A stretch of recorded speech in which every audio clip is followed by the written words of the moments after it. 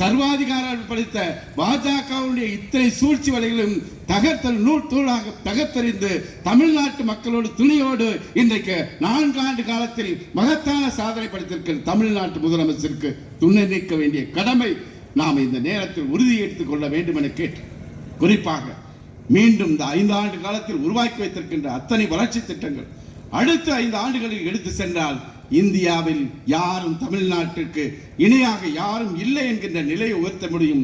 தலைவர் சொன்னார், எனக்கு கிடைக்க புகழுக்கு விட தமிழ்நாட்டுடைய இந்தியாவுடைய சிறந்த முதலமைச்சர் தமிழ்நாட்டுடைய முதலமைச்சர் என்ற பெயரை கிடைப்பதை விட இந்தியாவில் இருக்கின்ற மாநிலங்களில் நம்பர் 1 மாநிலம் தமிழ்நாடு என்ற பெயர் தான் எனக்கு முக்கியம் என்று சொன்னார். அதை நிறைவேற்றி தந்திருக்கிறார் முதலமைச்சர் அவர்கள்.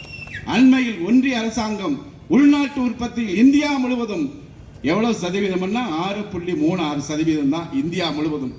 ஆனால் இந்தியாவில் இருக்கின்ற மாநிலங்களில் உள்நாட்டு உற்பத்தியில் பொருளாதார வளர்ச்சி 9.69% வளர்ச்சி பெற்ற இந்தியாவின் முதல் மாநிலம் தமிழ்நாடு என்ற பெயரை பெற்றிருக்கிறார் என்றால் இது நமக்கு கிடைத்த பெருமை இல்லையா?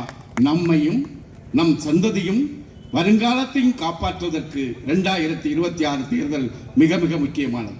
இவற்றையெல்லாம் கடந்து இன்றைக்கு சர்வாதிகார ஆட்சி நடத்துகின்ற பாசிச பாஜக எப்படியாவது தமிழ்நாட்டில் புதிய கல்விக் கொள்கையின் மூலமாக இன்றைக்கு மும்மொழி கொள்கை என்ற அடிப்படையில் இந்தியை திணித்து விடுகின்ற இந்திய திணிக்கம் ஏற்படுகின்ற முயற்சியை தடுத்து நிறுத்துகின்ற பணியை நம் முதலமைச்சர் செய்திருக்கிறார். குறிப்பாக நம் பிள்ளைகள் 43 லட்சம் பிள்ளைகளுக்கு SSC திட்டத்துக்கு வழங்க வேண்டிய காங்கிரஸ் ஆட்சியில் இருந்தால் இந்தியாவில் இருக்கின்ற எல்லா மாநிலங்களுக்கும் எந்த சதவீதத்தில் அவர்களுக்கு நிதி அனுப்புமோ அத்தனையும் போய் சேர்ந்திருக்க.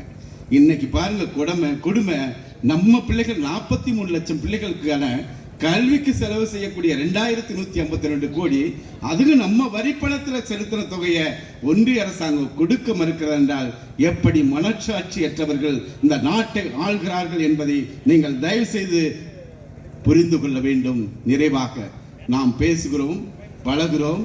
3000 ஆண்டுகளுக்கு பழமையான தாய்மொழி தமிழையும் பாதுகாக்கக்கூடிய முக்கியமான தேர்தல் என்பதை தயவு செய்து மறந்து விடாதீர்கள். நாம் எதை வேண்டுமானாலும் இழக்கலாம், தாய்மொழி தமிழை நாம் எந்த சூழலையும் யாருக்காகவும் இழப்பதற்கு தயாராக இருக்கக்கூடாது என்பதை தெரிவித்துக் கொள்கின்றேன். செய்திகளை உடனுக்குடனும் துல்லியமாகவும் தெரிந்து கொள்ள சப்ஸ்கிரைப் பண்ணுங்க.